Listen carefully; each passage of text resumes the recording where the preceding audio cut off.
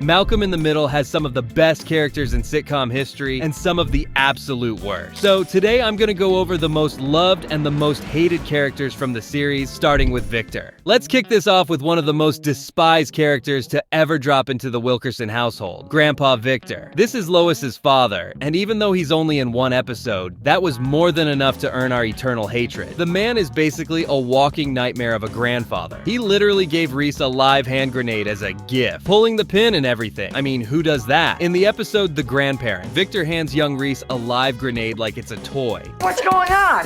Grandpa gave me a live grenade. It's really cool. You want to hold it? And it ends up blowing up the family's brand new fridge and nearly taking out half the house. Thank goodness Malcolm had the brains to shove the grenade in the fridge at the last second, containing the blast. But can you imagine watching that as a kid? And that's just the tip of the iceberg with Victor. He's cold, he's cruel, and he treats his own family like dirt. In that same visit, he openly insults Malcolm and blatantly favors Reese just because Reese shares his nasty bullying streak. And as if endangering the boys wasn't enough, we later learned Victor was living a double life. He had a secret second family in Canada the whole time, and he treated Lois like garbage for years, basically, because he suspected she wasn't really his daughter. The man died off screen soon after that grenade incident, and you know what? None of the family missed him. If you don't remember Piama, she's Francis's wife, and she is awesome. Piama enters the series like a tiny tornado of sass and resilience. Francis basically shows up one day in season 3 and announces her. Everybody, this is Piama. She's my wife.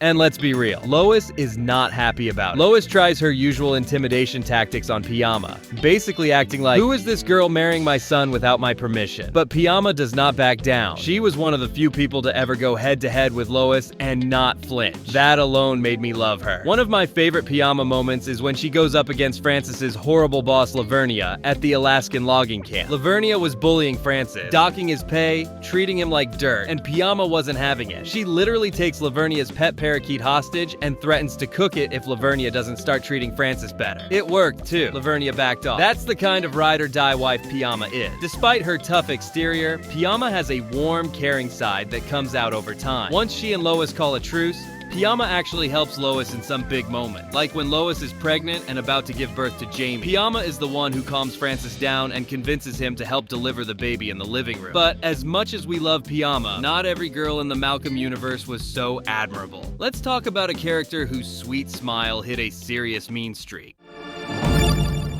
Jessica is arguably the sneakiest little schemer in the whole series. She's introduced when Hal hires her to babysit while Lois is away, and she immediately figures out how to manipulate the boys like puppets. Jessica is smart, and she uses her powers for chaos. One of the most infamous stunts she pulls is in the episode Pearl Harbor. In that episode, Jessica is staying over at Malcolm's house for a few days, and apparently she's bored. So what does she do for fun? She convinces Malcolm that Reese is secretly gay, and convinces Reese that Malcolm is secretly gay. It sounds awful, but it's also darkly hilarious because Malcolm and Reese completely fall for it. They start acting bizarrely nice to each other, each thinking they need to gently support their gay brother. When the truth finally comes out, Malcolm and Reese are full of rage. Vendetta. How could you be so... Vendetta! Yes, vendetta. What makes Jessica so hated is that she could be likable, but she chooses to use her talents to mess with our main characters for her own amusement. Every time she appears, you're like, ugh, what's she gonna do now? But if Jessica is the worst friend, we have to talk about Malcolm as best friend. Stevie is Malcolm's best friend and one of the most beloved side characters in the whole series. He's the kid in the wheelchair with severe asthma. He is hilarious and awesome in so many ways. Beyond the humor, Stevie also brings heart. He's a genuinely good friend to Malcolm. When Malcolm feels like a freak, Stevie's there to remind him that everyone's a freak in some way. They bond over comic books and being the smart kid. And Stevie has his own struggles, like when his mom abandons him for a while, which devastates him. Those scenes where Stevie tries to act tough about it, or when he goes into shock when hearing she left, it broke our hearts. You just want to protect this kid, and you can see why Malcolm stays friends with him. Stevie is the definition of a fan favorite. He's funny, he's smart, he's resilient, and he gives us some iconic moments that we can't stop quoting. However, the next character is exactly the opposite.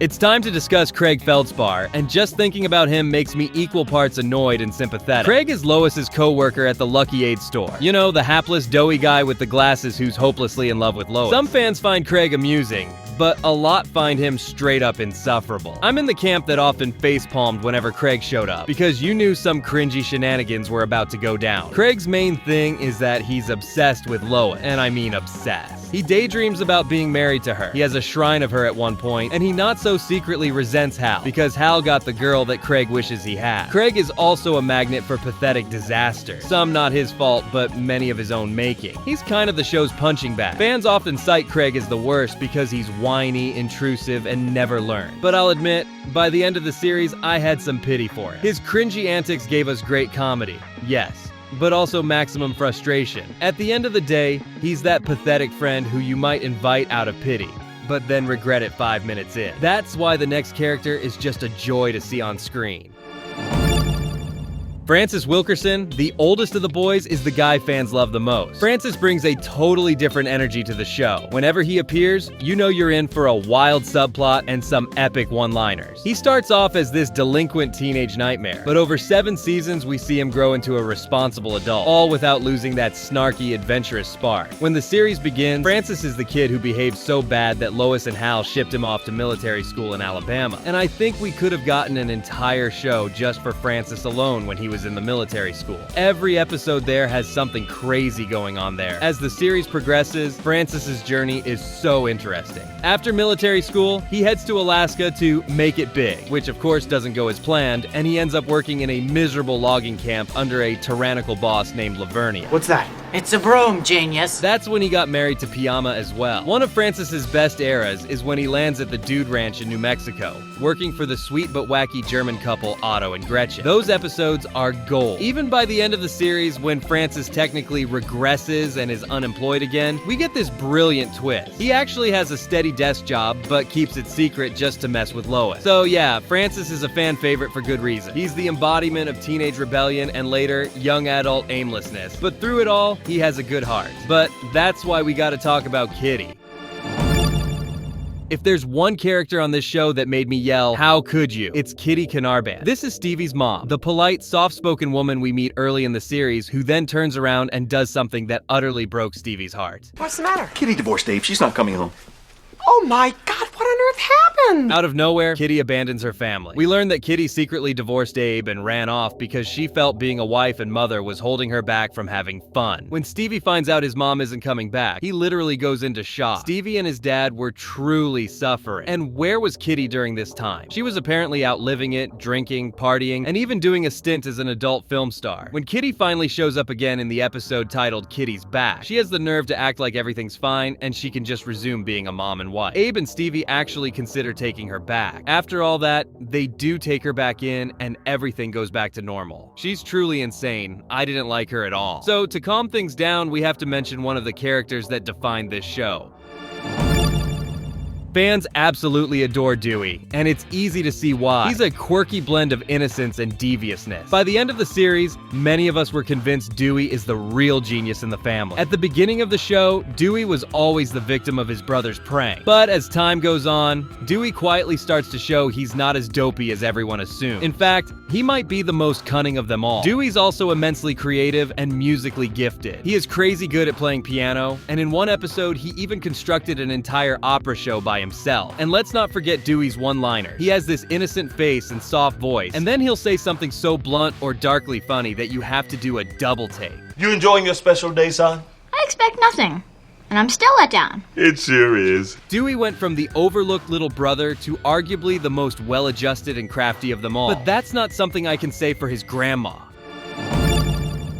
Lois's mother is arguably one of the most despicable characters ever put on TV. She's old, she's cranky, she's bluntly racist, homophobic, and every other bad thing you can think of, and she does not give a single damn about anyone's feelings. When Ida visits the family, she psychologically torments everyone. She calls Malcolm a weak little girl, she encourages Reese's worst impulses, and outright ignores Dewey. She is even racist toward Piama for being Native Alaskan, calling her an Eskimo, and dismissing her as not truly part of the family. Perhaps Ida Ida's most insane scheme was when she attempted to marry a wealthy Chinese man by drugging him. Despite all this, the family keeps letting Ida back in occasionally, usually out of obligation or blackmail. Like when she saved Dewey's life once when she pushed him out of the path of a truck and lost a leg in the process. She's truly the villain of the show, but that's why her son-in-law Hal is definitely the best character in the whole series.